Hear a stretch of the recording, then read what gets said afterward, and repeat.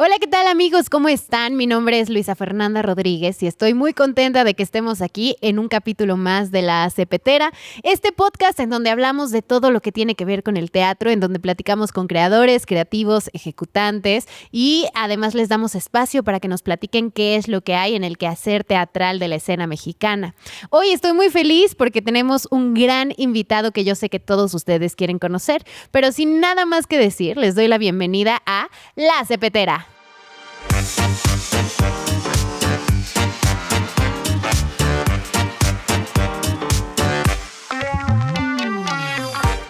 Bueno amigos, como ya les dije, hoy estamos de manteles largos porque tenemos no solamente a alguien que se ha visto muy inmerso en la escena contemporánea de nuestro país y de nuestra capital, sino que también es director, traductor, productor. Miguel Septién, bienvenido, ¿cómo estás? Gracias, Luisa, muy bien, ¿y tú? También bien, muy feliz de tenerte aquí. Igualmente. Siempre me gusta empezar nuestros episodios platicando un poquito de cómo es que llega la gente a sentarse aquí a hablar de teatro. Entonces, platícame un poco cómo es que antes de estudiar en el Emerson, ¿cómo es que Miguel se enamora del teatro? Pues mira, la verdad es que yo no tuve mucho contacto con el teatro cuando era niño ni cuando era adolescente, en la adolescencia temprana por lo menos. La verdad es que siempre estuve muy atraído al arte visual. O sea, siempre la animación sobre todo es una forma artística y una expresión artística que me encanta. Y de niño pensé que me iba a dedicar a algo así. Pensé que me iba a dedicar a alguna cuestión que tuviera que ver con la animación, con el diseño, algo por el estilo. Pero me di cuenta, tuvo que ver que, soy muy fan todavía de los videojuegos. Los videojuegos siempre han sido algo que ha estado muy presente en mi vida. Y creo que tú eres muy joven para recordarlo. Pero por ahí del 2000, como 2004 más o menos. No, yo todavía ni siquiera había entrado al kinder. Como por ahí del 2004 había unos simuladores de baile que se llamaban Pump It Up, que son básicamente un tapete que tiene como flechitas y tú bailas al ritmo de una canción. Es un videojuego, pero yo me volví muy adicto al Pump It Up. O sea, en la secundaria, todos los días saliendo de la secundaria me iba a jugar horas. Y siempre fui un niño y un joven en ese entonces que tenía como una relación con su cuerpo medio compleja. O sea, como que no me sentía demasiado cómodo conmigo, con mi cuerpo. Nunca practiqué ningún deporte de niño. Y entonces empecé a jugar Pump It Up. Y me di cuenta que las aptitudes que tenía a nivel físico eran diferentes de lo que yo creía. Y alguien en algún momento me vio jugando Pump It Up y me dijo, oye, yo creo que si te metes a clases de danza, podrías como hacer algo chido. Claro. Podría ser algo padre para ti. Entonces empecé a bailar primero en clases de jazz, clases de ballet, etcétera.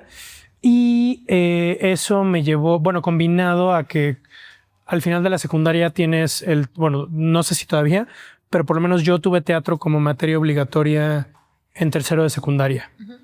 Y combinando este acercamiento que tuve con la danza y el empezar a hacer teatro, me hizo darme cuenta que era un mundo que tenía muchísimo para ofrecerme. Y me di cuenta que gran parte de lo que realmente me interesaba del arte visual y de la animación sobre todo era la expresión a través del cuerpo y a través del movimiento.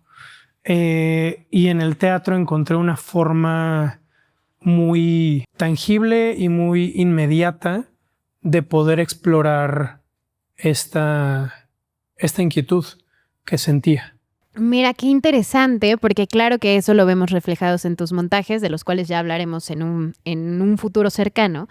Pero esto te lleva entonces a estudiar en el Emerson College, ¿cierto? ¿Qué estudiaste y cómo es tu paso por Estados Unidos? Claro, yo en realidad supe de Emerson porque tengo un familiar, un primo, que es básicamente de mi edad. Él estudió cine en la Universidad de Nueva York y me dijo, oye, si estás realmente interesado en en perseguir una carrera en el teatro, deberías checar esta universidad. Es una universidad muy chiquita, totalmente enfocada en arte, muy buena. Su programa de teatro es excelente. Entonces, échate un clavado y puede haber algo padre ahí. Me encantó la universidad. Hice audición para la universidad. Bueno, en ese momento yo ya había hecho el proceso de admisión para estudiar comunicación en el TEC de Monterrey, porque mis papás, pues en ese momento era como, no, el teatro es un capricho, se te va a pasar. Estudia algo de verdad. Estudia algo de verdad, claro. Y luego puedes ver lo que, si quieres hacer teatro, luego te puedes enfocar en eso, pero primero estudia como algo más sólido, entre comillas, ¿no? Y les dije, pues la verdad es que sí me interesa enfocarme en el teatro totalmente.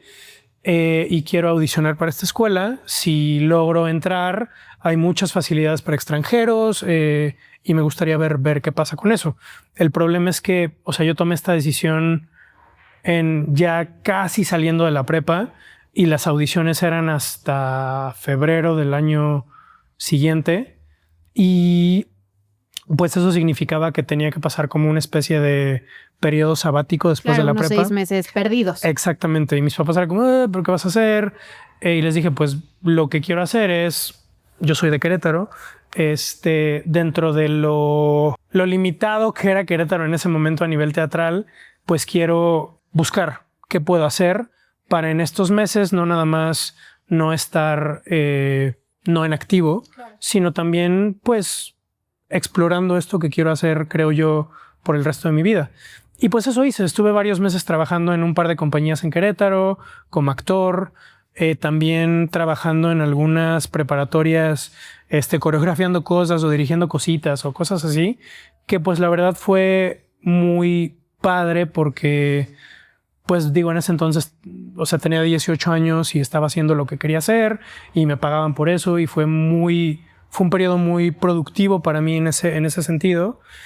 Y después llegó febrero del 2006 y audicioné para entrar a Emerson y me aceptaron para el programa de actuación. Entro a Emerson, me voy a vivir a Boston, que es una carrera de 4 años. Y básicamente después de los 2 primeros años, tú podías decidir si querías seguirte enfocando solamente en actuación o querías tener alguna otra concentración, además de actuación. Yo en ese momento ya estaba como interesándome en cuestiones de dirección y decidí que no quería nada más continuar con la carrera de actuación los siguientes 2 años, sino que ya combiné actuación y dirección. Entonces, técnicamente tengo una licenciatura en actuación y dirección. Y pues fueron años muy, muy padres. Lo cual me parece muy interesante porque creo que el también tener conocimientos como actor te da la posibilidad de saber qué es lo que le vas a pedir a la gente que trabaja contigo. Y eso creo que se ve reflejado en el escenario. Lo hablábamos en alguno de los capítulos que pueden visitar en nuestro canal de YouTube o en nuestro Spotify, que tú cuando eres creativo y tienes esta posibilidad de conocer de muchos ingredientes, tienes una posibilidad muchísimo más grande de preparar un pastel muchísimo más concentrado, muchísimo más delicioso para el espectador, ¿no? Porque tienes una visión muchísimo más amplia. Cuando regresas a México, platícame qué es lo que haces, porque de ahí vienen muchas cosas de por qué estás en Ciudad de México ahora. Sí, bueno, en realidad unos años después como un año después de haberme graduado, ya tenía claro que lo que quería era dirigir más que actuar. Y pues básicamente la cosa se reducía a puedo quedarme en Estados Unidos asistiendo como asistente de dirección y tratar de construir una carrera con base en eso, o puedo regresar a México y tratar de, pues con los recursos a nivel humano, a nivel red de apoyo, a nivel contactos, tratar de empezar algo en México, en Querétaro concretamente en ese momento. Y pues decidí que me atraía más la idea de hacer algo acá. Y fue cuando en un periodo libre que tuve, todavía vivía en Estados Unidos, y en un periodo que no tenía ningún compromiso por allá, dije quiero ir a Querétaro y construir un montaje con gente que conocía, audicionar para algunos papeles, etc. Ese montaje fue Marat Sad, que es una de mis obras favoritas, probablemente mi obra favorita. Muy arriesgada para Querétaro en ese momento, pero hicimos este primer montaje. Yo nunca quise que fuera como una cosa de Miguel Septién presenta tal cosa, sino que siempre tuve la idea de crear una compañía con mis amigos, con la gente con la que siempre quise hacer teatro, y les dije, la verdad lo que me interesa es que tengamos una bandera, que en ese momento pues lo único que significaba era hacer una página en Facebook y decir, ya somos una compañía. Y pues fue como comenzó Ícaro. Realmente hicimos este montaje y nos fue muy bien. Al mismo tiempo, el TEC de Monterrey de Querétaro me ofreció dirigir sus montajes de teatro y de teatro musical. Y entonces, durante más o menos 5 años, estuve, digamos, trabajando en el TEC, dirigiendo teatro y teatro musical, y al mismo tiempo impulsando a Ícaro con nuestros montajes. Claro, y ahorita retomando un poco de lo que decías, me parece muy interesante remarcar esta bandera que tú mencionas, ¿no? De comunidad, de generar como este vínculo entre la gente que trabaja contigo. Porque, ya que hablemos de los montajes que tienes en cartelera y que vas a tener en cartelera, creo que es muy significativo la comunidad que has generado con los artistas que tienes en tus últimas producciones, ¿no? Yo no he tenido la oportunidad de trabajar contigo, pero sí conozco a varios que justamente hablan mucho de este sentido de familia. Y no solo eso, también me gusta mucho el remarcar que tu vena docente empezó desde muy joven, ¿sabes? Y eso es muy importante para un director, creo yo, el tener la capacidad de enseñar para poder nivelar los backgrounds de cada quien, ¿no? Porque uno como actor viene de la ENAD, otro del CUT, otro viene, no sé, de AMDA. Y entonces, ¿cómo le haces para tejer una red de seguridad como director para poder empezar a trabajar con gente tan distinta entre sí, pero generar estos montajes? Y creo que mi pregunta va por ahí. ¿Cómo encuentras esta manera de dirigir tan única que tienes? Creo que uno de los pilares que yo creo que existen en todo esto es justamente tiene que ver con el hecho de haber comenzado como actor, y que creo que cuando has estado en la posición tan vulnerable y tan tierna que implica ser actor, creo que la sensibilidad que tienes como director o como directora, directores, es diferente. Creo que el saber lo que implica ser tu medio y tu herramienta hace que la sensibilidad sea diferente. Entonces creo que mi visión de la dirección parte un poco desde ahí, parte un poco desde entender la vulnerabilidad intrínseca que implica el trabajo actoral y tratar de navegar las aguas de un montaje siempre desde esa perspectiva, desde la perspectiva de proteger y proteger en el sentido amplio de la palabra, enaltecer, alimentar la vulnerabilidad del actuante, de la actriz, del actor. Y pues creo que eso es como la semilla de la filosofía que creo que rige un poco los montajes de Ícaro, donde realmente todos estamos tratando de generar el espacio más fértil para que nuestras vulnerabilidades y nuestras humanidades puedan encontrarse y florecer. Claro, y creo que también se ve muy reflejado en la respuesta del público ante tus montajes. Yo quiero recordar un montaje que se llamó Pillowman, que además te dio ACPTs. Que es una obra muy violenta, sumamente violenta y con imágenes muy fuertes, ¿no? ¿Cómo es para ti, Miguel, llegar a este texto que no solamente es violento, sino duro y es muy crítico de manera social, y acercarlo tanto al público? Porque no solamente tuviste una temporada, ¿cierto? Y la gente repetía y repetía, y yo dentro de ellas. Yo Pillowman la vi como 3 veces. Entonces, cuéntanos. Pues Creo que gran parte de lo que sucedió con Pillowman fue... Creo que la violencia que existe en Pillowman y los temas tan escabrosos que trata, creo que nunca son gratuitos. Creo que siempre están en servicio de hablar sobre temas muy contundentes y muy relevantes para la sociedad, y creo que siempre abordar esta violencia y a estos personajes tan lastimados desde la empatía y desde la curiosidad y la tratar de entender por qué son lo que son es clave. Y en ese sentido creo que algo que logramos con Pillowman es entender que la violencia que existe en el texto y en estos personajes tiene una génesis muy, muy clara y muy dolorosa y muy fácil de empatizar con. Y creo yo que eso hacía que la violencia no se sintiera necesariamente gratuita, sino al servicio de algo.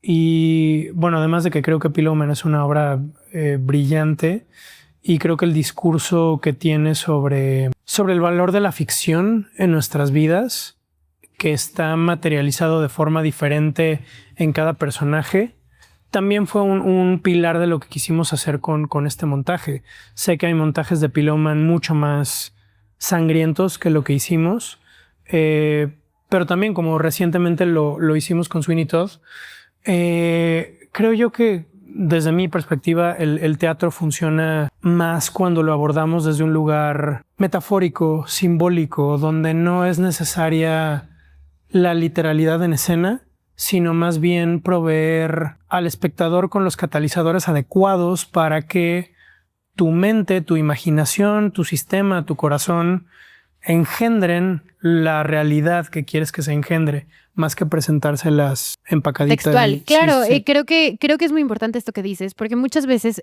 los directores y en general los equipos creativos pecan de tratar al espectador como tonto, ¿sabes? Y decirles, o sea, dibujarles así, tal cual, con rayitas y con bolitas, qué es lo que sucede, pero se nos olvida que el espectador también tiene una mente muy poderosa, Claro. que tienen imaginaciones muy poderosas. Entonces, si por ejemplo, en Pillowman, en donde solamente relatas la violencia y al final solamente bastaba poner a María Perroni con al final un segundito para que la gente abriera la boca y dijera qué brutalidad es lo que estoy viendo, ¿no? Que era una cosa de nada, o sea, un segundito. En toda la obra no mostraste nada más violento. Pero ese detalle de no tratar como tonto al espectador creo que es muy interesante en tus montajes.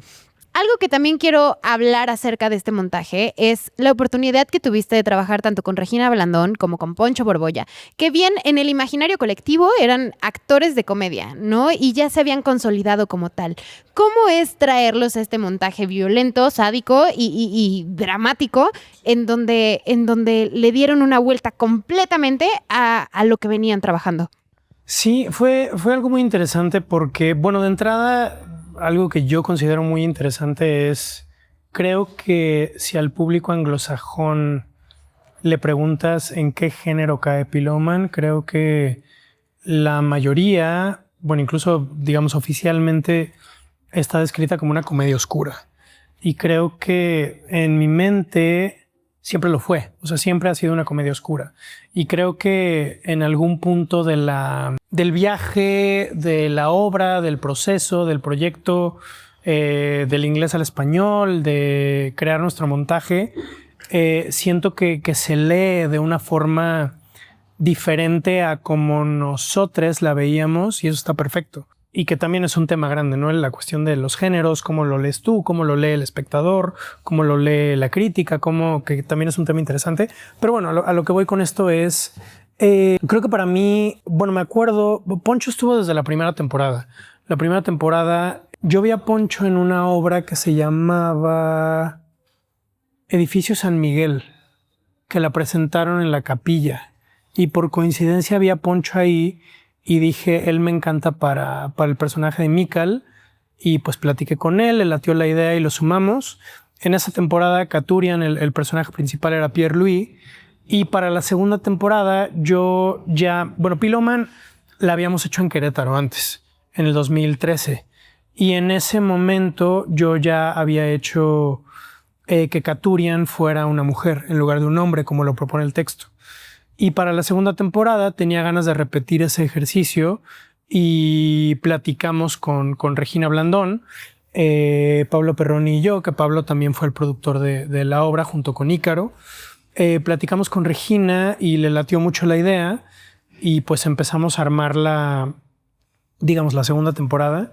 Y la verdad, la colaboración con ella, con Poncho, con Pablo, con Enrique, con todo el elenco, con María, con Andrea, con Adrián, con todo el elenco que conformó Piloman fue delicioso porque es una obra brutal en todos los sentidos. O sea, es agresiva, es disruptiva. El presentar a una niña como Jesús. Totalmente. Es demandante, pero también es graciosa, pero también es pasional, pero también es poética y fue un proceso delicioso. Y sobre todo ya hacia el final no recuerdo cuántas temporadas tuvimos, pero ya en la última temporada, que fue poquito después de la pandemia, que pudimos incluir, que el ejercicio que hicimos con el personaje de Katurian, de transformarlo en una mujer, lo repetimos con Mikal, con el personaje de Poncho, que lo actuó María Penella en algunas funciones, y con el personaje de Ariel, que es uno de los policías, que normalmente lo hacía Enrique Arce, pero después integramos a Montserrat Marañón, y hubo una función en la que tuvimos a las 3 mujeres juntas. Y entonces la dinámica de la obra cambiaba totalmente. Desde mi perspectiva, la potenciaba, y creo que un final feliz fue cuando nos estaban por dar los derechos, como que nos cuestionaban la decisión de cambiar el género de Katurian, y después de nuestra producción, otras producciones a nivel mundial lo empezaron a hacer, incluyendo el revival que hicieron en Londres. Puso una mujer como Katurian, en España pusieron una mujer como Ariel, como Mikal, Entonces creo que fue algo lindo de ese montaje. Qué maravilla el poder influenciar otros montajes a nivel internacional. Y digo, no es por nada, pero no fue más bien sí fue el precedente para después poder estrenar un musical de manera global aquí. Y es donde quiero empezar a hablar acerca de esta trilogía de musicales de Mark Holman y de Greg Cotis, que son Urinetown, Nación Primordial y ZM. Cuéntame cómo llegas a ellos. Pues mira, yo llegué a Urinetown porque cuando estaba dirigiendo teatro musical en el TEC, Urinetown fue uno de los textos candidatos para el primer musical que yo dirigí en el TEC, y lo escogimos, me encantó, me enamoré del texto, y 3 años después decidí que quería hacer la obra de nuevo con Ícaro, o sea, con mi compañía, a nuestra manera. Y cuando hicimos esa primera producción en el 2016, yo dije, quiero platicar con Greg, con uno de los autores. Y en ese momento lo busqué en Facebook, lo agregué, me aceptó, le escribí, le dije, oye, estamos haciendo Urinetown en Querétaro, en México, me encantaría platicar contigo porque soy muy fan de su trabajo. Y en ese momento tuvimos algunas sesiones de Skype todavía. ¡Wow! Sí.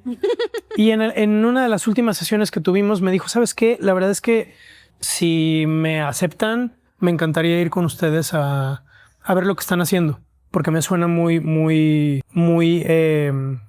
interesante lo que están haciendo con la obra en México. Y pues él se pagó su viaje, se pagó su vuelo, me dijo, nada más si tienen dónde hospedarme, hospédenme y me voy con ustedes. Entonces estuvo con nosotros durante esa primera producción de Urinetown, y pues a partir de ahí creamos una relación muy linda y un vínculo muy fértil con él, y eventualmente con Mark también. Y pues vino a todas las producciones de Urinetown que hicimos, desde las que hicimos en Querétaro, luego las que hicimos en el Teatro Hidalgo, luego las 2 que hicimos en el Teatro Milán.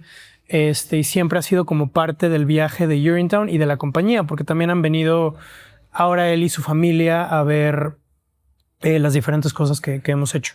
Pero bueno, a raíz de esta primera visita, en esa primera visita me contó de este otro musical que se llama Yeast Nation, que en español le pusimos Nación Primordial.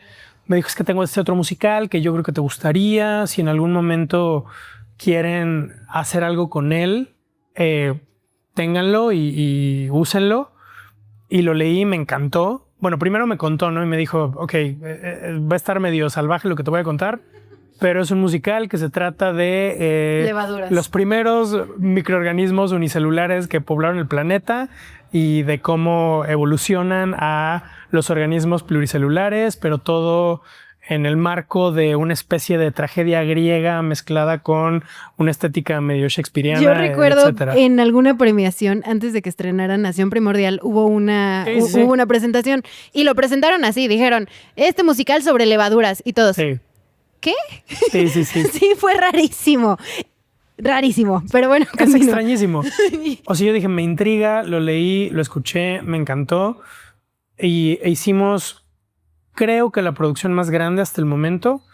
Solamente ha tenido producciones en Alaska, en un par de universidades en Estados Unidos y en Londres, que curiosamente en Londres fue al mismo tiempo que la hicimos aquí.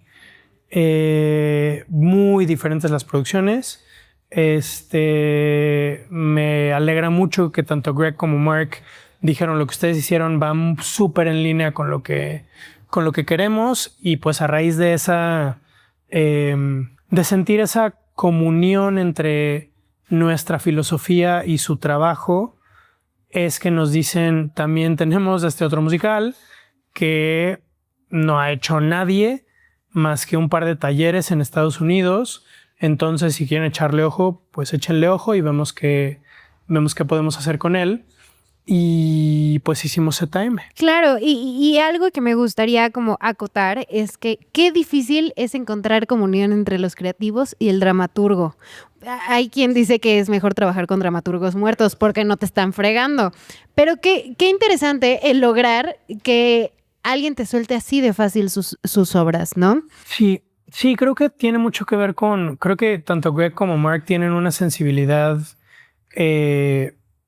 salvajemente teatral, que machea mucho con la sensibilidad que tenemos como compañía, creo yo, y que creo que no es tan fácil de encontrar. Hay gente a la que le encanta, hay gente a la que no le gusta, hay gente que conecta, gente que no conecta, pero esta especie de... este gusto por la comedia y por la farsa y por la comedia oscura y por la dramaturgia ácida, creo que es algo que compartimos y algo que atesoro y que agradezco mucho haber encontrado con ellos. Claro. Y cuéntame, llega ZM, te ofrecen ZM. ¿Cómo es este proceso creativo de crear algo desde cero, literalmente? Uh-huh. Porque fueron los primeros en hacerlo a nivel mundial. Sí, creo que, bueno, lo primero que sentíamos era mucha responsabilidad y mucho peso por decir, o sea, va a ser la primera producción materializada de ZM y va a ser una especie de referencia para futuras producciones. Entonces, como que ese era el primer estadio de este proceso, ¿no? Y rápidamente fue, no podemos enfocarnos en vernos como el hito o en vernos como el precedente que otras producciones van a tener, sino pues tenemos que hacer lo que siempre hacemos, que es tener un texto y estudiarlo y compenetrarnos con él y decidir cuál es la manera en la que queremos contarlo.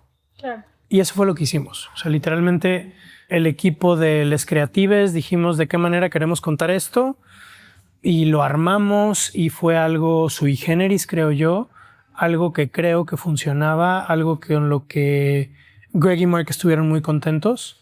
Entonces, creo que a nivel marketing fue complicado, y siempre son complicados los títulos que tienen Greg y Mark. Claro. No nada más los títulos, es decir, sus obras, sino los títulos, literalmente. Urinetown, Nación Primordial, ZM, o sea, son títulos que son crípticos y que la gente no necesariamente entiende de primer impacto. Pero, pues nada, la verdad es que a nivel artístico estamos muy contentos y muy orgullosos de de lo que hicimos. Y ¿sabes qué? Me gustaría remontarnos un poquito al inicio de esta entrevista, en donde hablabas acerca de tu pasión por el movimiento, ¿no?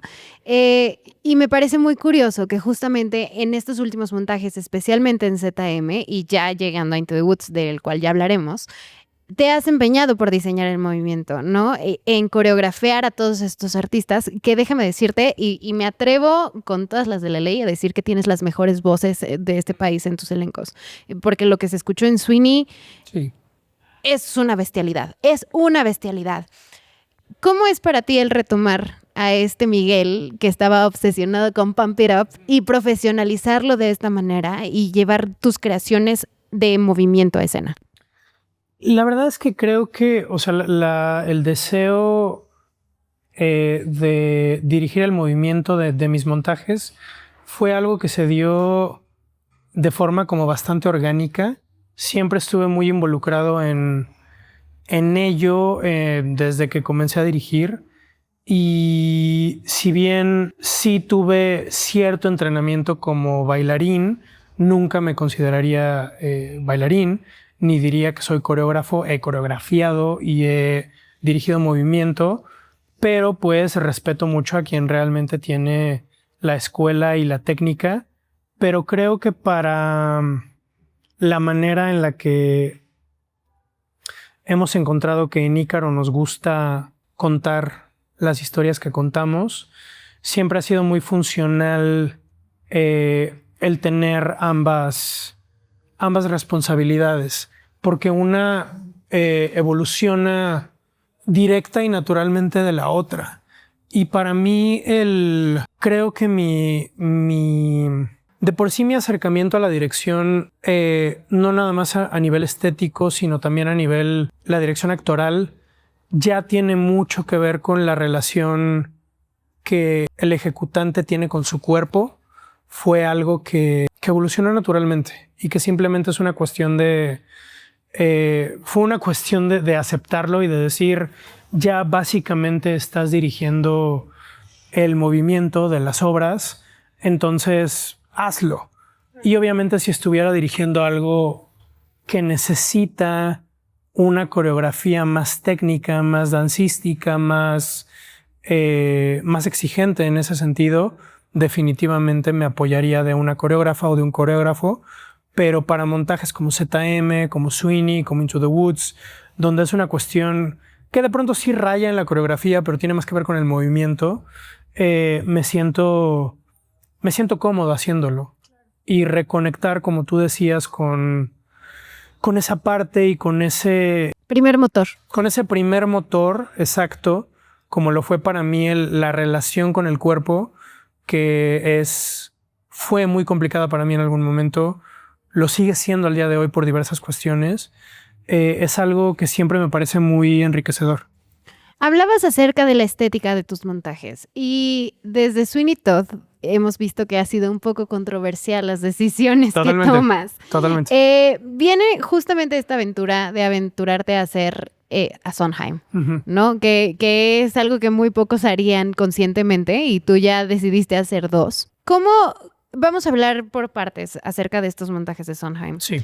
Primero me gustaría hablar de la estética, que últimamente en redes sociales, y lo tenemos que tocar, en redes sociales ha sido... Hay una batalla campal. Sí, hay una batalla campal. La gente se está desgreñando. Bueno, vamos viendo porque tienen poquito pelo ya.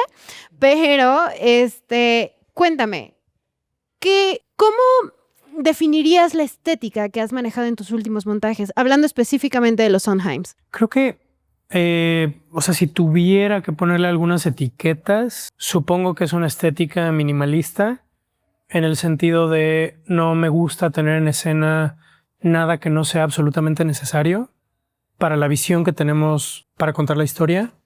Me imagino que es una estética que podemos definir como conceptual, porque tiene un concepto muy anclado que no tiene necesariamente que ver con la literalidad de la anécdota, sino con el que consideramos el núcleo emocional o dramático de la obra.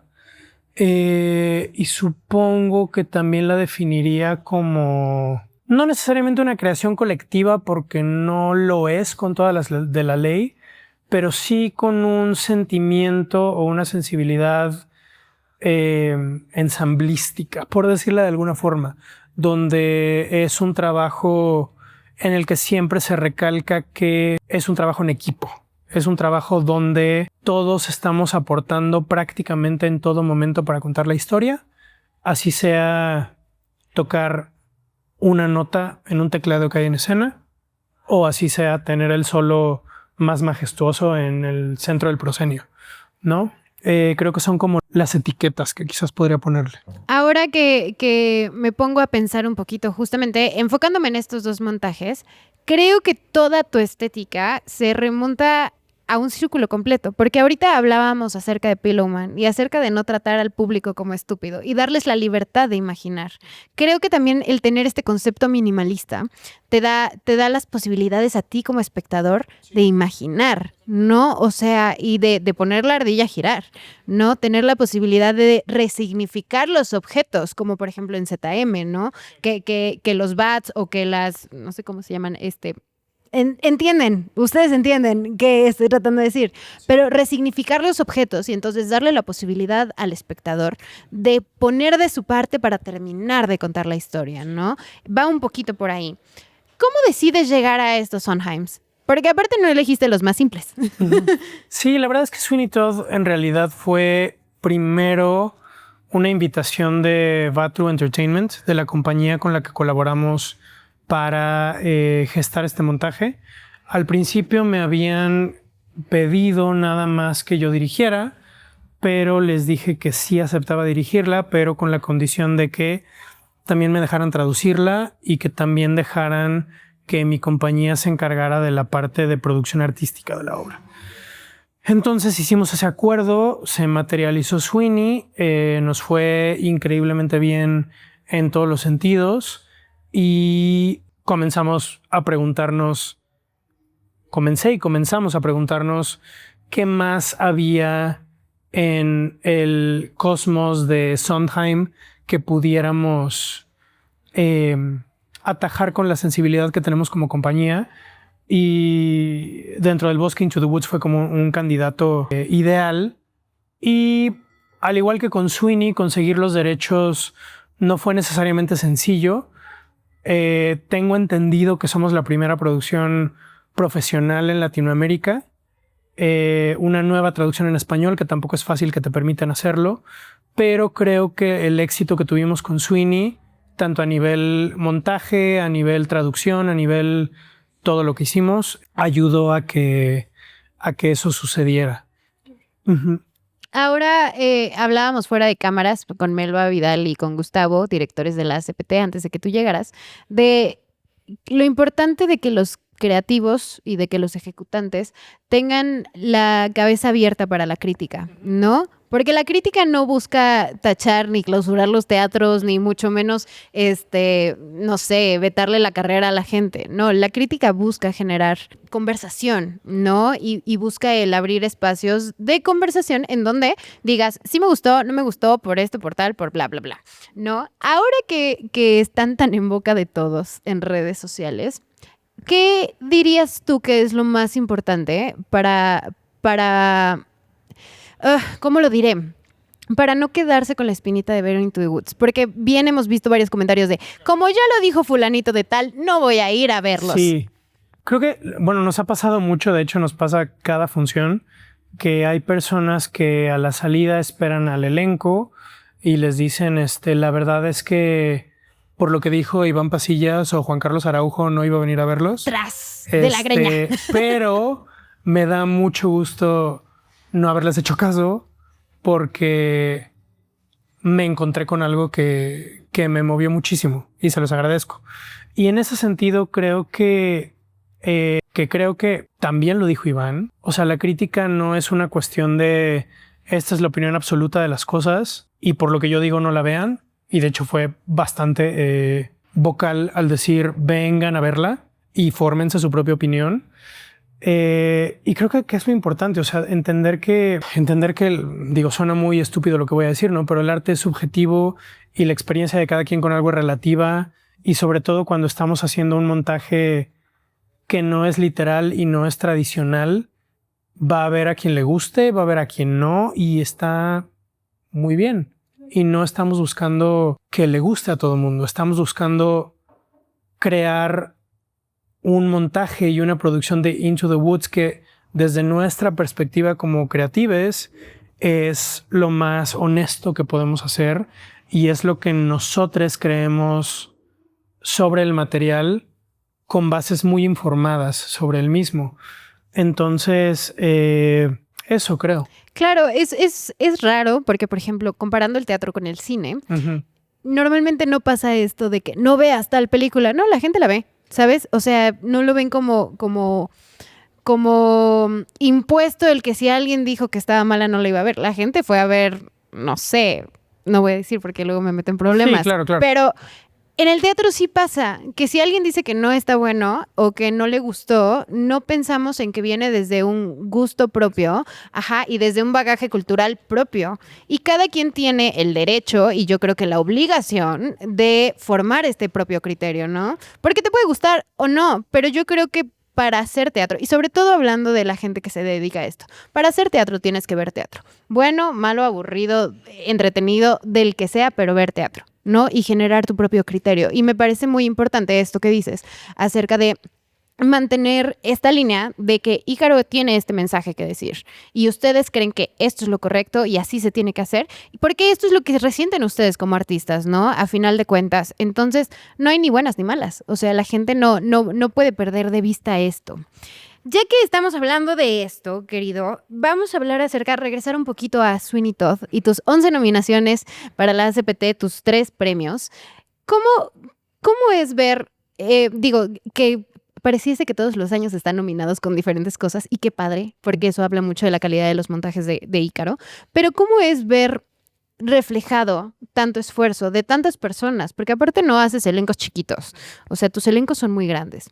¿Qué es para ti el ver reflejado el éxito de tu compañía? Creo que siempre es muy lindo, más allá de pensar que una nominación o un premio signifique que estás haciendo las cosas mejor que alguien más. Simplemente el saber que, no es secreto, ¿no? Hacer teatro es bien complejo, sobre todo en un país como el nuestro. ¿Qué? ¿Cómo? Lo es, aunque no lo crean.